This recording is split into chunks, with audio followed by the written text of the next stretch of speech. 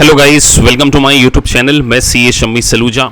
सो guys, आज हम इस वीडियो के थ्रू आज एक एग्जिबिट वाला सिमुलेशन ऑडिट का एग्जिबिट सिमुलेशन कह लीजिए या डॉक्यूमेंट्स रिव्यू सिमुलेशंस कह लीजिए। देखिए, यूएससीपीए एक बहुत बड़ा ड्रीम अगर आप अचीव करना चाहते हैं तो उस ड्रीम को अचीव करने की जो रास्ता है वो सिमुलेशन ही है। अगर सिमुलेशन में आपकी कमांड आ गई गाइस, तो ये मान के चलिए कि आपका यूएससीपीए पास होने का जो ड्रीम है वो ड्रीम बिकम ए रियलिटी, और आपके सपनों को, इन छोटी छोटी आंखों से बड़े बड़े सपनों को पूरा करने की पूरी कोशिश AKPIS इंस्टीट्यूट के द्वारा की जाती है। इसीलिए पब्लिक प्लेटफॉर्म पे डिफ़िकल्ट सिमुलेशंस को किस तरीके से सॉल्व करना चाहिए उसके वीडियोस हम टाइम टू टाइम क्या करते हैं, अपलोड करते हैं। तो अगर अभी तक आपने हमारे चैनल को सब्सक्राइब नहीं किया है गाइस, तो आप प्लीज़ सब्सक्राइब द चैनल, ताकि आप अगर यूएससीपीए के स्टूडेंट हैं तो आपको इस चैनल के थ्रू बहुत सारे लाइव लेक्चर के वीडियोस, सिमुलेशंस के वीडियोस, मल्टीपल चॉइस क्वेश्चन के वीडियोस किस तरीके से सॉल्व करना चाहिए, ये सारे हम वीडियोस क्या हैं अपलोड करते रहते हैं। और अगर आप यूएससीपीए की लाइव ऑनलाइन क्लासेस ज्वाइन करना चाहते हैं तो आप हमारे इंस्टीट्यूट से क्या कर सकते हैं, जुड़ सकते हैं। और देखिए गाइस, मैं बार बार कहता हूँ, आप हमेशा ऐसे इंस्टीट्यूट को ज्वाइन कीजिए जहां आपको टीचर की क्वालिटी का पता हो। और टीचर की क्वालिटी आपको तभी पता चलेगी जब आप उसके पढ़ाने के बहुत सारे वीडियोस देखेंगे। हमारे चैनल पे कोई डेमो लेक्चर अपलोड नहीं होते, लाइव क्लासेस के लेक्चर अपलोड होते हैं। करीब 50 to 60 लेक्चर लाइव क्लासेस के अपलोडेड हैं। यूएससीपीए, यूएससीएमए के सिमुलेशंस के वीडियोस, डिफिकल्ट चैप्टर के वीडियोस लाइक लीज अकाउंटिंग, उसके बाद IAS 12 जिसमें कि अकाउंटिंग स्टैंडर्ड कोडिफिकेशन 706, और सिमुलेशंस के research based simulation, task based simulation, exhibit वाले सिमुलेशंस और डॉक्यूमेंट रिव्यू सिमुलेशन। केवल एक वीडियो कमरे में बनाकर रिकॉर्ड करके अपलोड करना हमारा काम नहीं है। हम बच्चों को चाहते हैं कि if they are going to invest 3 lakh, आप 3 लाख का इन्वेस्ट कर रहे हैं और केवल मार्केटिंग के बेसिस पर आप किसी इंस्टीट्यूट को ज्वाइन कर लें और बाद में आपको पता चले कि वहाँ तो आपको सिमुलेशन सॉल्व ही नहीं कराए जाते, आपको केवल प्लेन रीडिंग करके दे दी जाती है और ना ही आपके एडवांस लेवल के कॉन्सेप्ट होते हैं।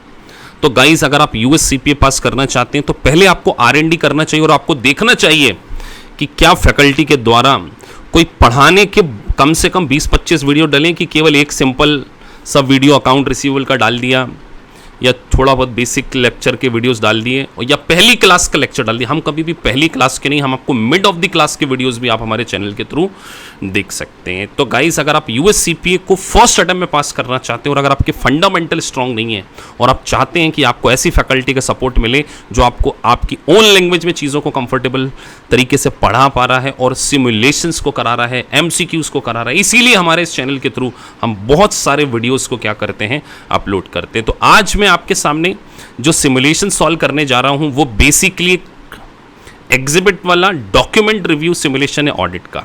तो अगर अभी तक आपने चैनल को सब्सक्राइब नहीं किया तो प्लीज सब्सक्राइब द चैनल, ताकि आपको नॉलेजेबल वीडियोस क्या है इस चैनल के थ्रू मिल सके। चलिए गाइस, हम बढ़ते हैं पहले किस तरीके से एग्जिबिट वाले सिमुलेशंस को सॉल्व करते हैं। तो देखिए, एग्जिबिट्स कोइंसिडेंटली इस पर्टिकुलर सिमुलेशन में तो एक ही एग्जिबिट्स गिवन है।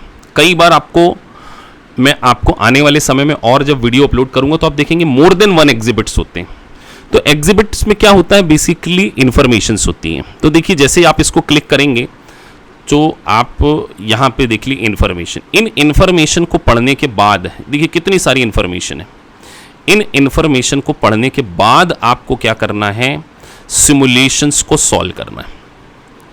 सो आपके अंदर एक अच्छी स्किल होना चाहिए। थोड़ा सा वीडियो लंबा होगा क्योंकि यहाँ पे मैंने आपको समझाना भी है, इसीलिए आप इसको प्रॉपर देखिए, आपको एक आइडिया मिलेगा कि किस तरीके से सिमुलेशंस कराए जाते हैं क्लास में, और लाइव लेक्चर में हम लोग सिमुलेशन सॉल्व कराते हैं और उसके वीडियो रिकॉर्डेड भी। अराउंड हर सब्जेक्ट के 50 सिमुलेशन, 200 से ज़्यादा सिमुलेशंस मैंने अपनी क्लास के वीडियो रिकॉर्ड कर रखे हैं और क्लास में जो बच्चे ज्वाइन करते हैं हम उनको प्रोवाइड करते हैं, because we believe in the quality, we believe in the content.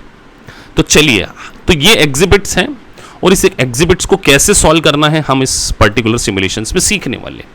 तो सिमुलेशंस को सॉल्व करने की सबसे पहली स्टेप जो होती है वो यही होती है कि आप अच्छे से पढ़ें।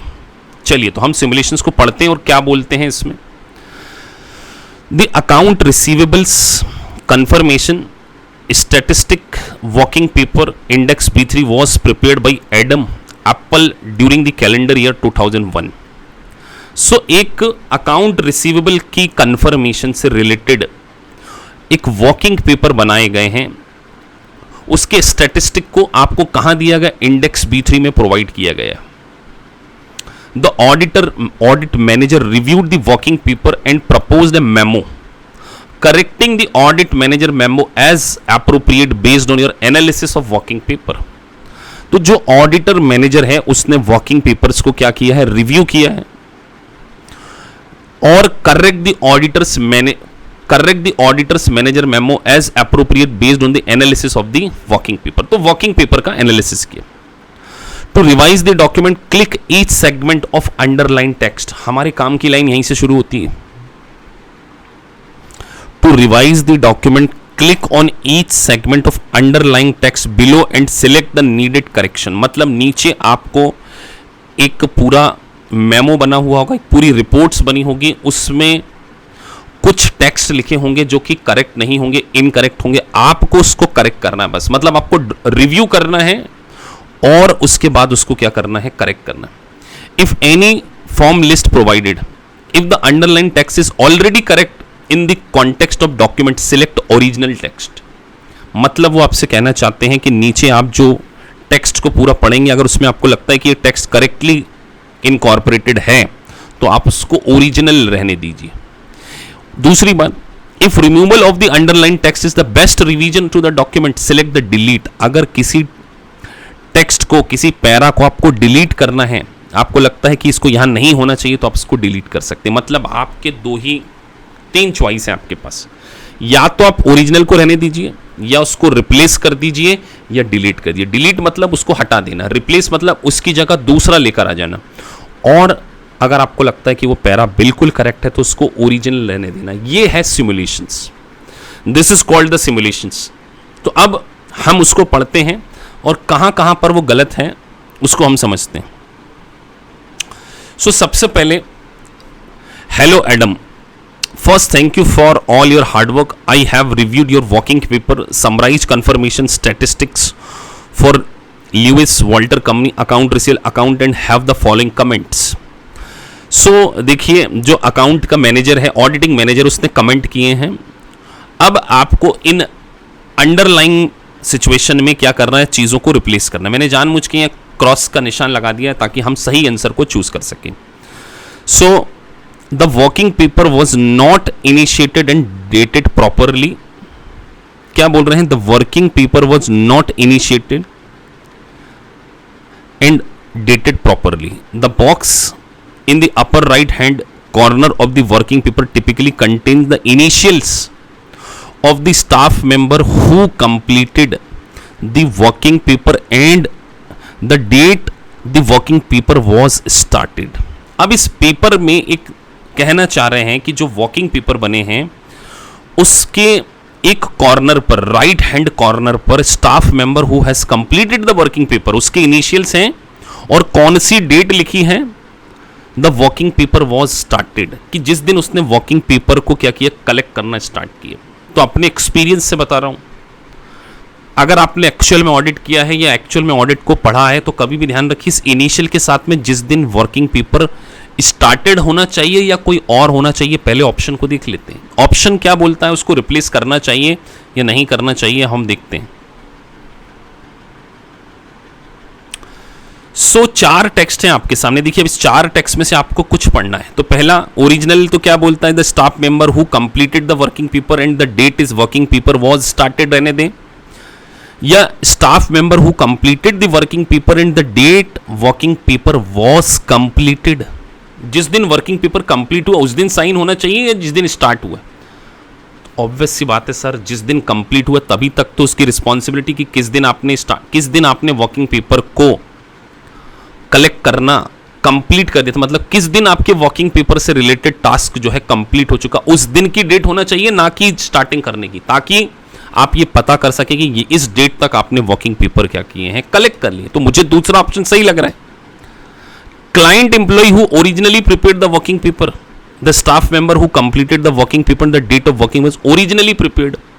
क्लाइंट एम्प्लॉई, अब मुझे बताइए क्लाइंट का एम्प्लॉय थोड़ी बनाता है working paper, working paper is the responsibility of the audit engagement team, तो स्ट्रेट फॉरवर्ड ये आ जाएगा। तो कुछ क्वेश्चन में तो आपको वो देखना भी नहीं पड़ेगा।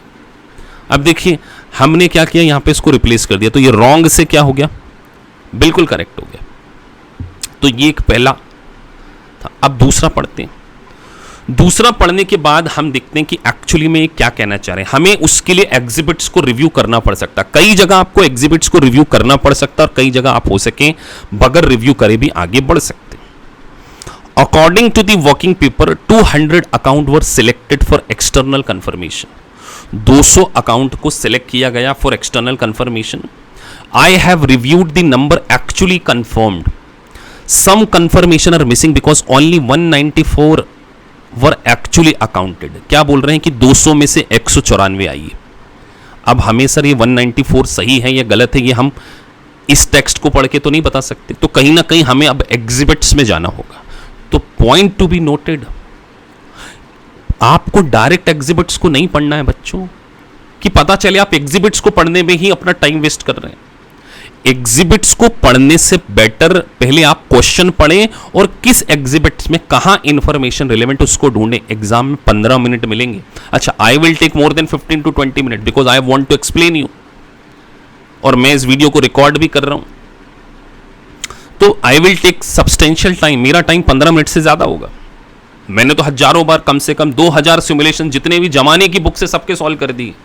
जितने रिव्यू प्रोवाइडर्स हैं वर्ल्ड के सारे, अराउंड 2000 के आसपास मैंने सिमुलेशन सॉल्व किए पिछले 3 साल में। 2000 से भी ज़्यादा होगा होंगे जितने सारे रिव्यू प्रोवाइडर्स हैं अलग अलग।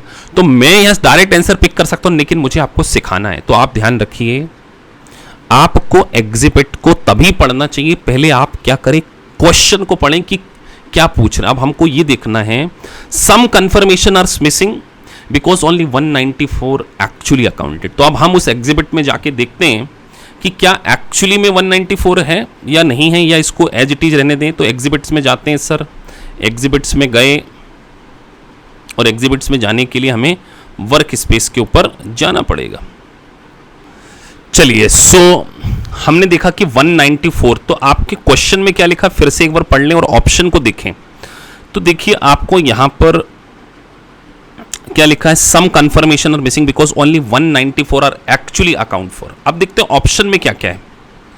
तो एक तो ओरिजिनल है, उसके बाद बोल रहे some confirmation are missing because only 198 sample item were actually accounted. We have accurately counted for all the confirmation. तीसरा है, we have too many confirmation listed given the amount send because only 200 account were actually confirm. तो बोल रहे हैं 200 लोगों ने confirm किया है। We have too many confirmation listed given the amount sent because 2000 account were actually confirmed। तो आपके पास 4 ऑप्शन है कि 194 ने एक्चुअली कंफर्म किया, 198 ने किया है, 200 ने किया है या 2000 ने किया है। तो अब आपको इंडेक्स पे जाना पड़ेगा, उसके ऊपर जाना पड़ेगा और आपको आइडिया मिलेगा। तो यहाँ पे जाते हैं और गिनते हैं कि कितने लोगों ने कंफर्म किया। तो मैं थोड़ा सा वीडियो इसको छोटा कर लेता हूँ।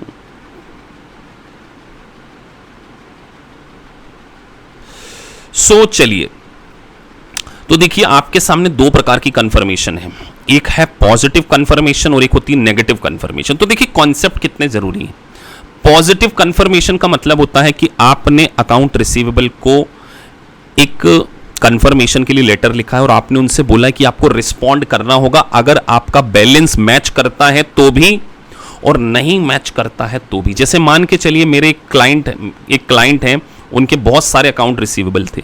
मैंने किसी account receivable like Mittal and associates को लेटर लिखा कि आपका बैलेंस जो हमारी बुक्स में 50,000 डेबिट चल रहा है, मतलब हमें आपसे 50,000 रिसीव करना है। अगर आप अग्री करते हैं कि 50,000 है तो भी पॉजिटिव कंफर्मेशन, तो भी अग्री कीजिए, और अगर आप अग्री नहीं करते हैं कि 50,000 बैलेंस है तो भी आप हमें रिस्पॉन्ड कीजिए। तो पॉजिटिव कंफर्मेशन में रिस्पॉन्ड कंपलसरी होता है। तो पॉजिटिव कंफर्मेशन में अगर रिस्पॉन्ड नहीं आए तो ऑडिटर को ज्यादा कंसर्न होते हैं।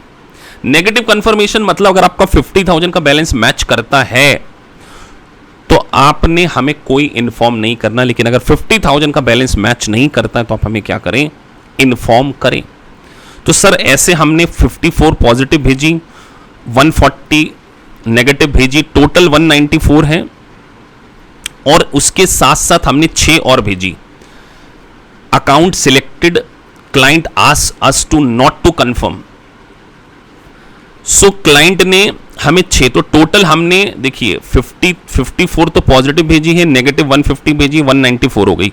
और अकाउंट सिलेक्टेड, क्लाइंट आस्क्ड अस, क्लाइंट मतलब जिसका हम ऑडिट कर रहे हैं, वो क्या बोल रहा है हमसे, नॉट टू कंफर्म। तो टोटल कि उनसे कंफर्मेशन मत लीजिए, कई बार क्या होता है कि डिस्प्यूट होते हैं क्लाइंट और अकाउंट से। तो टोटल हमने आइटम कितने सेलेक्ट किए, 200 आइटम सेलेक्ट किए, कितने में से, 2000 में से। मतलब हमने जो सैंपलिंग निकाली है वो कितनी निकाली, देखिए नॉलेज भी मिल रहा है आपको, ना केवल सिमुलेशन बल्कि you are getting the knowledge. अब हमसे तो क्वेश्चन में पूछा गया था कि हमें कितनी काउंट हुई है, कितनी रिसीव हुई है, उन्होंने बोला था 194, क्या वो सही है, चेक करते हैं। तो देखिए positive confirmation 44 I, negative confirmation did not replied और रिप्लाइड नो एक्सेप्शन 120 है। तो ये कितनी हो गई सर मिला के 164, तो ये हो गई। उसके बाद डिफरेंस इन रिपोर्टेड, जिन्होंने रिस्पॉन्ड किया पॉजिटिव में 6 ये है, 12 ये है, तो सर 164 और 6 कितना हो गया, 170, 170 और 12 कितना हो गया, 182। और नीचे देखते हैं, और उसके बाद डिफरेंस फाउंड, अभी हमने कितना गिन लिया था, 164 और 6 170 और 12 182 और ये 10 अलग है, तो ये कितना हो गया 192। और नीचे कुछ दिया है क्या, यस, अकाउंट सिलेक्टेड, क्लाइंट आज नॉट टू कंफर्म, तो 190 और 2 और मतलब कितना हो गया 6, 198। तो 194 तो कहीं भी नहीं है। तो हम यहां पर जाके देखें तो अब क्या बोल रहे हैं, some confirmation are missing because only 198 sample item are actually accounted, और यहां क्या था 194 है, तो हमने टोटल किसको सिलेक्ट कर देना है 198। तो देखिए इस तरीके से आपको क्या करने होंगे, एग्जिबिट को यूज करके आपको सिमुलेशन, उस इंफॉर्मेशन को पढ़ना और फिर आंसर देना। ये डॉक्यूमेंट को आप क्या कर रहे हैं, रिव्यू कर रहे हैं। अगली line, in the working paper you noted that the client did not want us to send external confirmation request to 6 account holder. अब देखिए हम वहां पे गए थे, क्या 6 अकाउंट होल्डर को बोला था उन्होंने, आपको वहां पे जाकर देखना पड़ेगा। चलिए वहां पे चलते हैं। चलिए सो हम देख रहे हैं कि वो किस कॉन्टेक्स्ट में बात कर, बोले 6 अकाउंट। तो देखिए यहां पर क्लाइंट ने बोला account selected, client has not to confirm 6 तो है। अब बाकी ऑप्शन को भी क्या करते हैं, वहां पर हम एनालिसिस कर लेते हैं। तो बाकी ऑप्शन क्या बोलते हैं, एक बार वापस से पढ़ते हैं। In the working paper you noted that the client did not want us to send external confirmation request to 6 account holders. ठीक है, अब उसका रीजन क्या है, dollar amount of these account have correctly been left out. मतलब हम क्या कर रहे हैं, dollar amount of these account have been correctly left out of the dollar amount and the percentage column. वो बोले however we should apply alternative procedure and note the result on next year working papers. अब वो बोल रहे हैं कि client ने बोला है कि हमारे 6 अकाउंट रिसीवेबल के साथ में डिस्प्यूट है। कितनों के साथ में डिस्प्यूटेड है, 6 अकाउंट होल्डर्स के साथ में डिस्प्यूट हैं। तो हमें क्या करना है, उनको कंफर्मेशन नहीं भेजना। उसका रीजन तो हमने क्या बोला, हमने हमारे वर्किंग पेपर में क्या लिख लिया, the dollar amount of these account have correctly been left out of the dollar amount and the percentage call. However we should apply alternative procedure and note the result on next year working paper. तो हमें ऐसा करना चाहिए कि alternative procedure लगाना चाहिए और अगले साल के वर्किंग पेपर में इसको जगह देनी चाहिए। देखते हैं बाकी ऑप्शन क्या है। Incorrectly been left out of the dollar amount and percentage column because alternative procedure are not available. तो देखिए ये तो हो नहीं सकता। क्यों, क्योंकि क्या बोल रहे हैं कि incorrectly been left out of the dollar amount and percentage column because alternative procedure are not available. चलिए देखते हैं दूसरा, correctly been left out of the dollar amount and percentage of column, however we should apply alternative procedure and note the result on current working paper। अब सोचिए एक client का dispute चल रहा है किसी अकाउंट रिसीवेबल से, तो आप उसको कंफर्मेशन नहीं भेज रहे, तो आपने करंट ईयर में ही अल्टरनेटिव प्रोसीजर बनाना है और उसको करंट ईयर के वर्किंग पेपर में ही जगह देनी होगी, ना कि नेक्स्ट ईयर में। अरे हम ऑडिट इस साल के लिए कर रहे हैं, अगले साल तो कोई और ऑडिट हो सकता है, तो नेक्स्ट ईयर का कैसे होगा? तो ऑब्वियस सी बात है, थोड़ा बेसिक नॉलेज भी आपको क्या करना पड़ेगा, यहां पे लगाना पड़ेगा। तो सीधे आंसर यही होगा सर।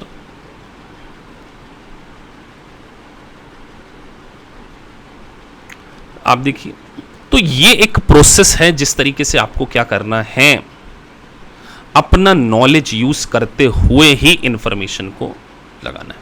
अगला, I also have reviewed the percentage calculation in the working paper. I have also reviewed the percentage calculation in the working paper. The percentage of external positive confirmation requests sent to the total number of accounts should be 27%. ये भाई साहब बोल रहे हैं कि जो external positive confirmation request sent to the total number of accounts should be 27%. तो अब हमें वापस से वहां पे जाके देखना पड़ेगा। तो चलिए देखते हैं, फिर से एक बार पढ़ लें क्या बोल रहा है वो। I also have reviewed the percentage calculation in the working paper. The percentage of external positive confirmation requests sent to the total number of account should be 20%. I also have reviewed the percentage of external positive confirmation sent to the number of account holder, number of account should be 27%. देखते हैं और क्या क्या option है। ये तो original था, इसको हम अभी इग्नोर कर रहे हैं। बाकी external positive confirmation request in dollar to the total balance account result should be 1.3% और external negative confirmation request in the dollar to total balance account result should be 1%। तब आपको देखना है कि 27% सही है, 1.3% सही है, 1% सही है, या टोटल एक्सटर्नल कंफर्मेशन 7.9 सही है। तो पहले इसको मिलाते हैं कि पॉजिटिव कंफर्मेशन रिक्वेस्ट कितनी होना चाहिए, 27% होना चाहिए। तो देखते हैं 27 है क्या। तो देखिए पॉजिटिव कंफर्मेशन का 20% तो है ही नहीं, ये तो सर 13% है, तो ये हो नहीं सकता। उसके बाद दूसरा क्या बोला था, दूसरा बोला था external positive confirmation request in dollar to the total balance 1.3, वहां तो 13% दिया हुआ है, तो ये भी नहीं हो सकता।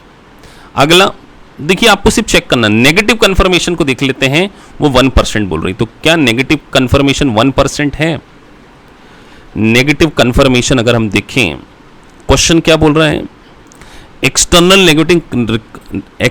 Negative confirmation request in the dollar to the total balance account should be 1%।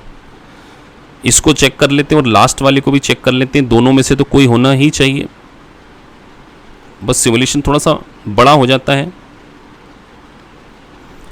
तो कई बार इसको सॉल्व वीडियो में, एक सेकेंड वो थोड़ा सा, चलिए सो इसको मेजर करते हैं हम। तो हमने नेगेटिव कंफर्मेशन कितनी भेजी है, ये डॉलर अमाउंट है 20,000 और टोटल डॉलर अमाउंट कितना है 200,000।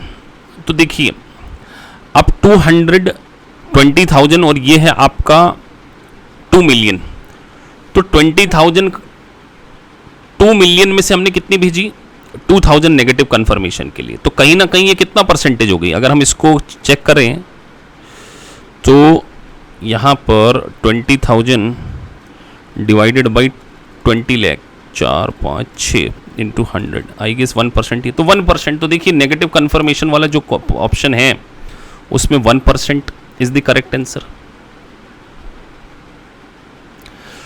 सो गाइस, इस तरीके से आपको क्या करना पड़ेगा, एनालिसिस करते हुए सिमुलेशंस करना है। तो सिमुलेशंस जब तक आपको प्रैक्टिस खुद ना कराई जाए तब तक आपके सिमुलेशन सही नहीं होंगे।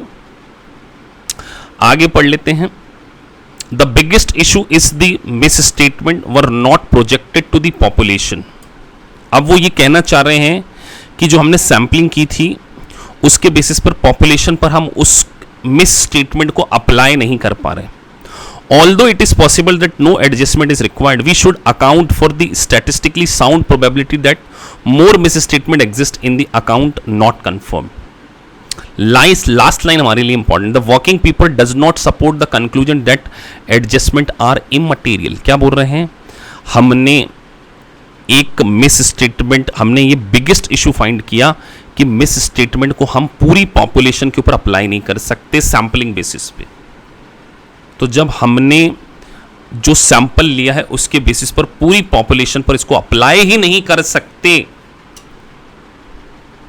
लेकिन वो ये भी बोल रहे हैं although it is possible that no adjustment is required, we should account for the statistically sound probability that more misstatement is exist। हमें एडजस्टमेंट करने की जरूरत नहीं, लेकिन हम स्टैटिस्टिकली इस बात के ऊपर कंफर्म कर सकते हैं कि मोर मिसस्टेटमेंट होंगे। The working paper does not support the conclusion that the adjustments are immaterial. अब देखते हैं how the working paper support the conclusion. तो ये तो हो ही नहीं सकता क्योंकि वो कंक्लूजन नहीं दे रहा है। The working paper support the conclusion adjustment are material. तो जब वर्किंग पेपर सपोर्ट ही नहीं कर पा रहा है, क्योंकि वो बोल रहे हैं ना, देखिए the biggest issue is that miss statement were not projected. तो जब वर्किंग पेपर आपके मिस स्टेटमेंट को प्रोजेक्ट ही नहीं कर पा रहा तो सपोर्ट तो हो ही नहीं सकता। The working paper support the conclusion that adjustment are material. The working paper should be changed to express no opinion, and we should add disclaimer to the audit report because we are not able to reach reasonable basis of opinion। तो आप मुझे बताइए, अगर हमने sample गलत लिया तो क्या इसके बेसिस पर हमारी अगर कोई मिस्टेक्स है जिसके बेसिस पर हम सैंपल गलत निकाल रहे हैं, तो क्या इसके बेसिस पर हम रॉन्ग ओपिनियन दे दें? हम क्या उसमें डिस्क्लेमर दे दें? तो ये तो हो ही नहीं सकता। और वर्किंग पेपर सपोर्ट ही नहीं कर रहा है, तो अल्टीमेटली मुझे तो यहां पे क्या लगता है कि ओरिजिनल ही सही है कि working paper does not support to the conclusion that adjustment are immaterial, कि जो एडजस्टमेंट है वो इमटेरियल है। तो देखिए इस तरीके से आपको डॉक्यूमेंट्स रिव्यू के क्या करने पड़ेंगे गाइस, सिमुलेशन सॉल्व करने पड़ेंगे। और ऐसे एक नहीं बहुत सारे सिमुलेशंस हम क्लास में भी कराते हैं। तो अगर आप हमारे इंस्टीट्यूट से जुड़ना चाहते हैं तो नीचे आपको डिस्क्रिप्शन बॉक्स में हमारा नंबर दिया है। और अभी तक अगर आपने चैनल को सब्सक्राइब नहीं किया गाइज, और अगर आपने पूरा वीडियो देखा है तो please like and subscribe the channel. और आप अपने यूएससीपीए फ्रेंड्स को भी क्या कर सकते हैं, इसको फॉरवर्ड कर सकते हैं ताकि उन्हें आइडिया लगे कि किस तरीके की हमारी कोचिंग क्लासेस होती है और उनको एक बेनिफिट इस पे मिल सके। Thank you guys for watching this video. Thank you very much.